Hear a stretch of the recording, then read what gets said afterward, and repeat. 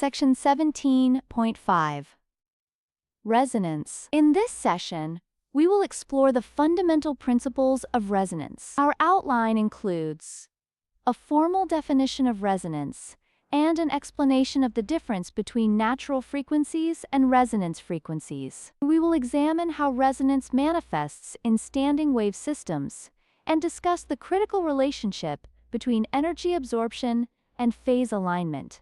Finally, we will walk through a practical application where we use the physics of standing waves to determine the radius of a submerged sphere. To understand resonance, we first look at systems like a taut string, which can vibrate in specific patterns called normal modes. Resonance is a phenomenon that occurs when we apply a periodic driving force to such a system at a frequency that matches one of its natural frequencies. When this match happens, the system responds with its maximum possible amplitude. While a simple device like a pendulum has only one natural frequency, more complex standing wave systems possess an entire set of natural frequencies where resonance can occur. Natural frequencies are often called resonance frequencies because they represent the specific points where a system exhibits a large amplitude response when driven. For a string, these resonance frequencies are determined by the normal modes of the system. It is important to note that if the driving frequency is even slightly different from a natural frequency, the resulting oscillations will stay at a very low amplitude and will fail to form a stable, recognizable wave pattern. We can visualize this process by considering a string connected to a vibrating blade acting as a driver. This setup is shown in the diagram where a mechanical blade oscillates at one end of a string while the other end is fixed. When the frequency of that vibrating blade is tuned to match one of the natural frequencies of the internal system, large amplitude standing waves are created, forming the characteristic loops or nodes and antinodes we see in the illustration. The secret to the high amplitude in resonance lies in energy and phase. During resonance, the wave moving away from the vibrating blade is perfectly in phase, with the wave reflecting back from the fixed end. This phase alignment means the crests and troughs of the waves reinforce each other, allowing the string to effectively absorb the maximum amount of energy from the driver.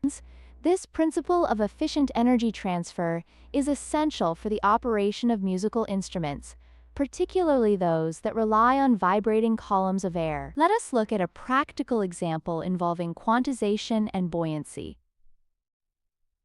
Imagine a sphere of mass, m, hanging from a string. We analyze the tension in two different states. In the first state, the sphere hangs in the air, and the tension T sub 1 is simply equal to the mass times the acceleration due to gravity. In the second state, the sphere is immersed in water. Here, the upward buoyant force B helps support the weight, so the tension T sub 2 plus the buoyant force minus the weight equals 0.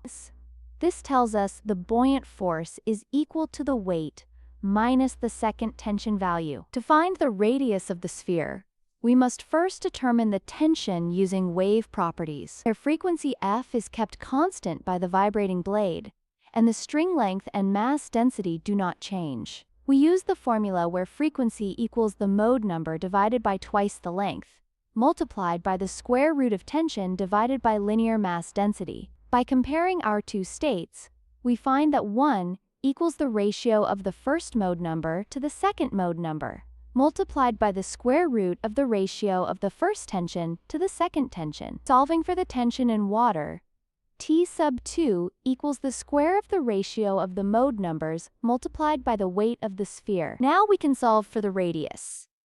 We know the buoyant force B equals the weight multiplied by the quantity of 1 minus the square of the ratio of the mode numbers. From fluid mechanics, we also know the buoyant force equals the density of water times gravity times the volume of the sphere, which is 4/3 pi times the radius cubed. By setting these equal and solving for the radius r, we get a formula where r equals the cube root of the following expression: 3 times the mass divided by 4 pi times the density of water, all multiplied by the quantity of 1 minus the square of the ratio of the mode numbers. For a 2 kilogram mass with mode numbers of 2 and 5, the calculated radius is 0.0737 meters, or 7.37 centimeters.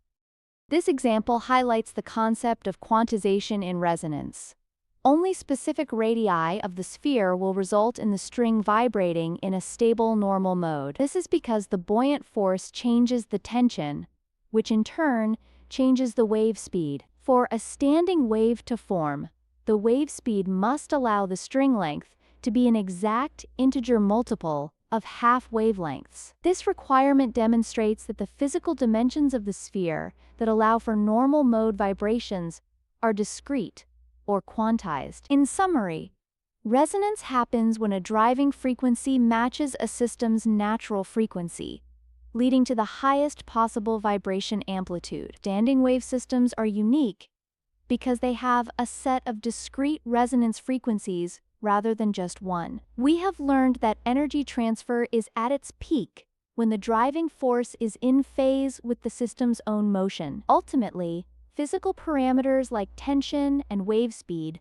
must satisfy specific boundary conditions for stable standing waves to exist. To review our progress, consider these two questions. First, why does the amplitude of a string's vibration drop off so significantly when the driving frequency is moved just a little bit away from a natural frequency? Second, in our sphere immersion example, why does the frequency phi remain exactly the same even though the tension in the string changes when we move the sphere from air into the water? Reflecting on the role of the external driver and phase alignment will help you answer these.